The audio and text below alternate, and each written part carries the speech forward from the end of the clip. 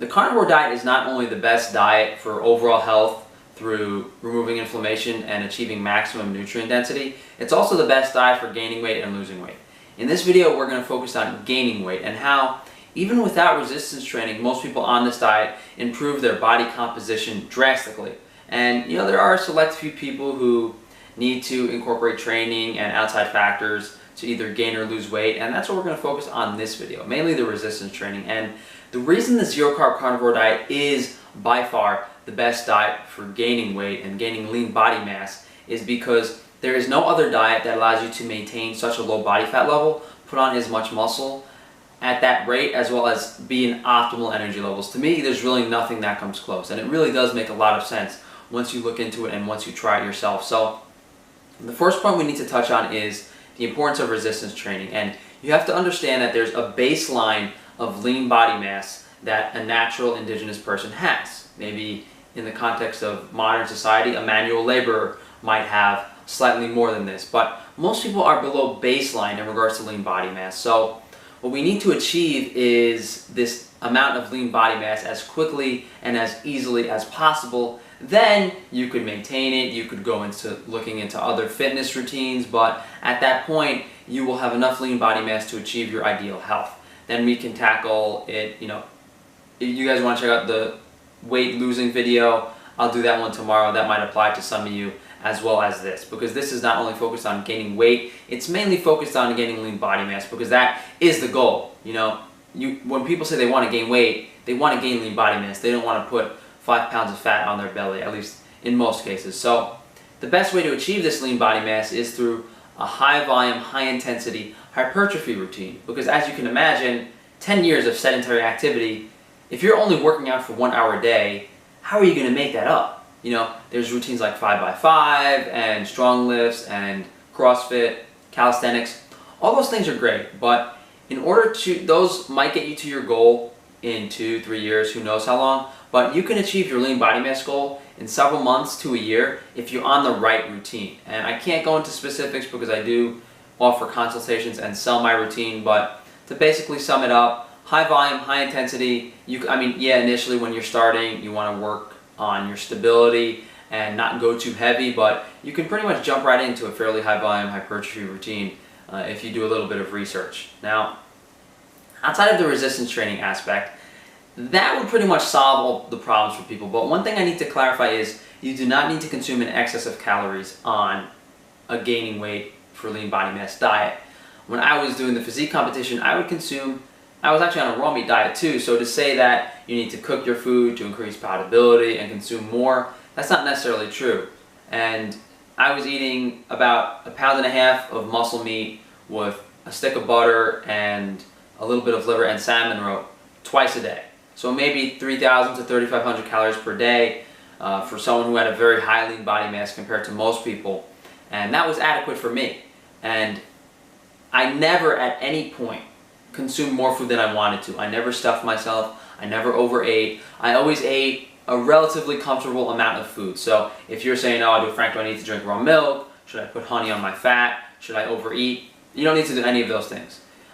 And in order to explain this, I have to understand caloric allotment versus expenditure. And just because you burn and use a certain amount of calories doesn't necessarily mean that your body needs X amount more calories depending on the activity.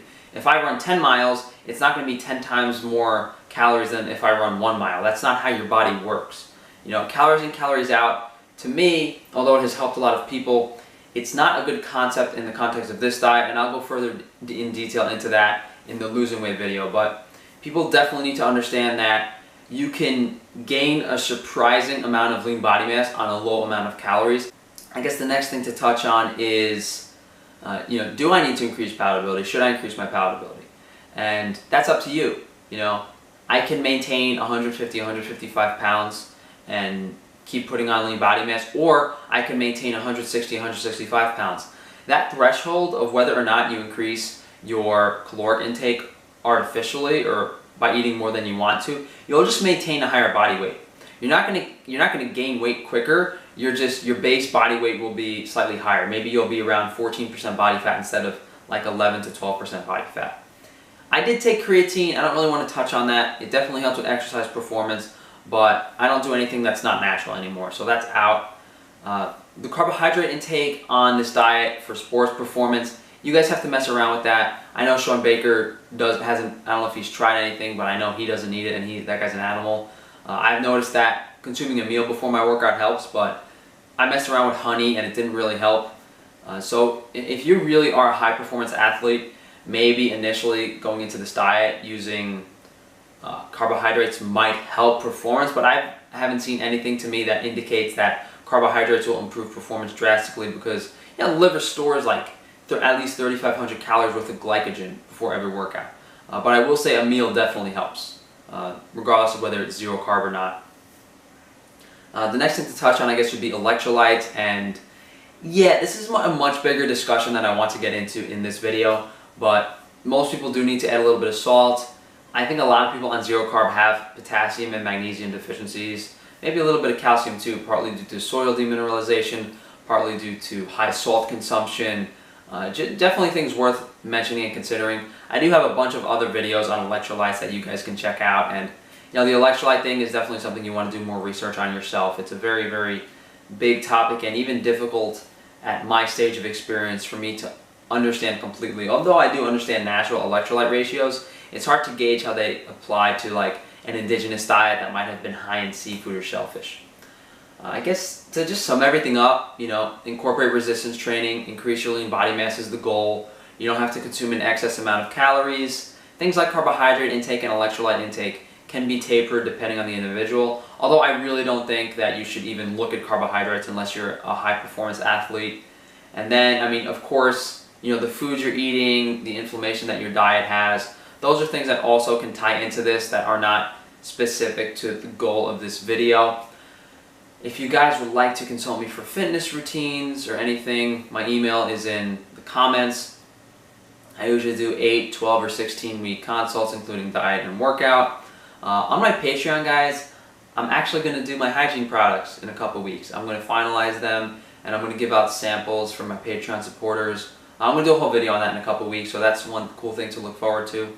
I'll show you guys my Master Chef dish. I know this is a carnivore channel, so I don't know if I should actually share or publish that video as a one-off video for a day, but it's fairly interesting with my culinary background, and definitely a lot of things to look forward to in the next few weeks to few months. So thank you guys for watching. If you'd like to support me, hey, please just share the channel. I don't really care if you guys do anything else, and hey, I guess you don't even have to do that, right? But leave a comment below. Let me know what videos you would like to see in the future. We're going to do losing weight tomorrow. We'll talk about facial development this weekend, and we'll do Frankie the Fennel is going to make a little comeback on Sunday. I'm sure some of you guys might think that's funny, some of you guys might not, but thank you guys for watching. Enjoy the rest of your week.